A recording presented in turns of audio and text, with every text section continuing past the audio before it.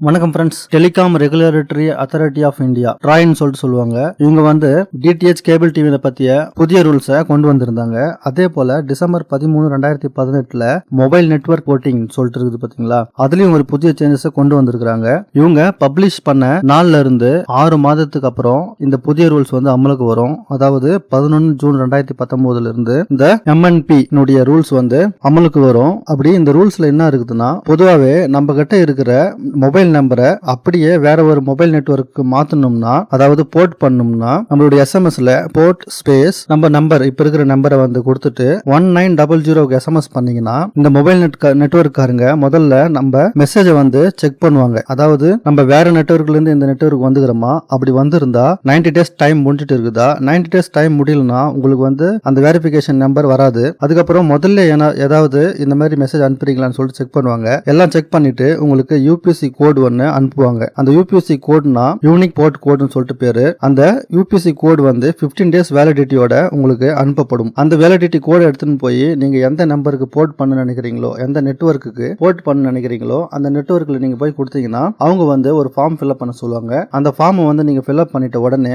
அது வந்து வெரிஃபிகேஷனுக்கு அனுப்பப்படும். இதுல வந்து 3 பேர் சம்பந்தப்பட்டிருக்காங்க. முதல் ஆள் வந்து நம்ம வச்சிருக்கிற நெட்வொர்க், ரெண்டாவது ஆள் வந்து நம்ம புதிய நெட்வொர்க் மாறும் பாத்தீங்களா அந்த நெட்வொர்க்காரங்க, நடுவுல வந்து MNP சர்வீஸ் சொல்லிட்டு ஆத்தரைஸ்ட் சர்வீஸ் சென்டர் ஒன்னு இருக்குது, கவர்மெண்டால அங்கீகரிக்கப்பட்டது. இப்ப இவங்க 3 பேர் சம்பந்தப்பட்டிருக்காங்க. இந்த 3 பேர் என்ன பண்ணுவாங்கன்னா, நம்ம இப்ப இங்க ஜெனரேட் பண்ண யூபிசி கோடு, அதுக்கப்புறம் அங்க வெரிஃபைக்கோசரம் அனுப்புற கோடு எல்லாத்தையும் வந்து இந்த சர்வீஸ் சென்டர் வந்து செக் பண்ணுவாங்க. செக் பண்ணிட்டு 7 days டைம்ல உங்களுடைய புதிய சிம் வந்து, அதாவது புதிய நெட்வொர்க்கினுடைய சிம் வந்து வெரிஃபை ஆகி உங்க கைக்கு வந்துடும். இது வந்து பொதுவா நம்ம இவ்வளவு நாள் யூஸ் பண்ணிருந்த ரூல்ஸ். இப்ப அந்த 15 நாள் வேலிடிட்டி கோடு இருந்துச்சு பாத்தீங்களா மெசேஜ், அந்த மெசேஜ் வந்து 4 நாளா மாறிடுச்சு. அதே இந்த பக்கம் பாத்தீங்கன்னா 7 நாள்ல வெரிஃபிகேஷன் ஆகி நம்ம சிம் வந்து நம்ம கைக்கு வந்து இருந்துச்சு. அது மாறி இப்ப 2 daysல உங்க கைக்கு சிம் வந்து வந்துடும். இந்த ரூல்ஸ் தான் இப்ப அமல்படுத்த போறாங்க. இதுல ஒரு சின்ன டிஃபரன்ஸ் என்னன்னா, இந்த 2 days என்பது சண்டே, அதுக்கப்புறம் ஏதாவது கவர்மெண்ட் ஹாலிடே இருந்துச்சுன்னா அந்த நேரத்துல இந்த 2 days வந்து 3 days ஆகிறதுக்கு